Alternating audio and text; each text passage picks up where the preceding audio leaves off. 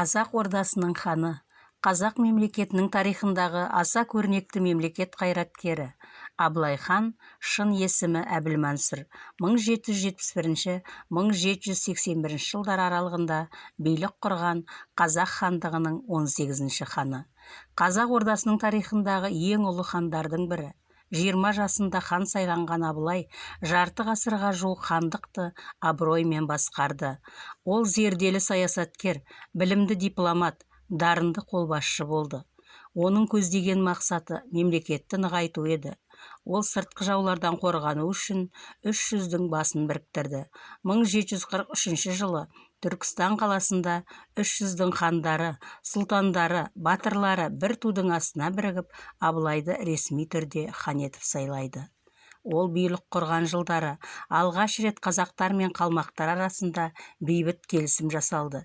Ресей мен Қытаймен тату көршілік қарым-қатынас орнатылды. Абылайдың арғы есебі жоңғарларды жеңіп, оларды қазақтардың ықпалына көндіру еді. Қытаймен және Ресеймен терезесі тең мемлекет орнату еді. Бұл мақсатта 1753-54 жылдары ол Қабанбай, Бөгенбай, Жәнібек, Өтеген сынды батырлармен бірге қалмақ ұлыстарына шабуылды үдете түсті. Ақыры ойраттар мен қазақтардың арасында 200 жылға созылған сұрапыл соғыста қазақ халқы түпкілікті жеңіске жетті. 1765-1770 жылдары Абылай хан қырғыз ұлысына қарсы жорық бастайды. Нәтижесінде мемлекет шекарасы кеңейді. Мемлекет шекарасы Абылай хан билік құрған кезде одан әрі кеңей түсті. Халықтың рухы көтеріліп, мерейі үстем болды. 1738-1741 жылдары Абылай қазақ қолын бастап бірнеше ұрысқа шықты. Кезекті қақтығыста жоңғардың қолына түсті. Осы тұста кіші жүздің ханы Әбілқайыр Орынбор генерал-губернаторы Неплюевтен Абылайға көмектесуді сұрады. Абылай тұтқында жүргенде жоңғар жағына Төле би бастаған 90 адам елші барып, келіссөз жүргізді.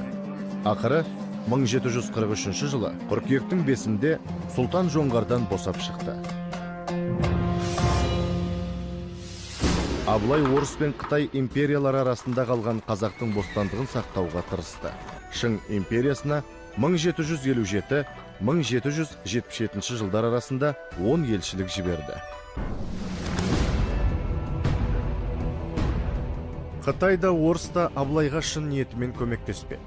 Ресей үкіметі 1747 жылғы құпия жарлығында қазақтарға қару-жарақ, оқ-дәрі, тіпті қорғасын сатылмасын деген. Оның есесіне жоңғарларға от қару беріп отырды. Абылай Сырдария бойындағы қалаларды азат ету үшін жоңғар әскерімен соғысқанда қарсыласы қалдан серенді жүздеген мылтық, түйе үстіне орнатқан 15 зеңбірек бар еді. Ал 1766 жылы Қоқан хандығымен соғысып жатқанда Қытайдан көмекке зеңбірек сұрайды. Оған императордан Абылайдың бұл тілегі орынсыз деп жауап келген. Әрі Абылай ханға салмақ сала сөйлеген. Айбынды Айбарлы хан өмірінің соңына дейін аттан түспеді. Енді оңтүстіктегі дұшпандарды тойтаруды ойлады. Осылай, бала кезінде көрген үргеніш жағына жорыққа аттанды. Бұл Абылай ханның қазақ үшін соңғы әрекет еді. 18-ші ғасыр, 80-ші жылдар басы.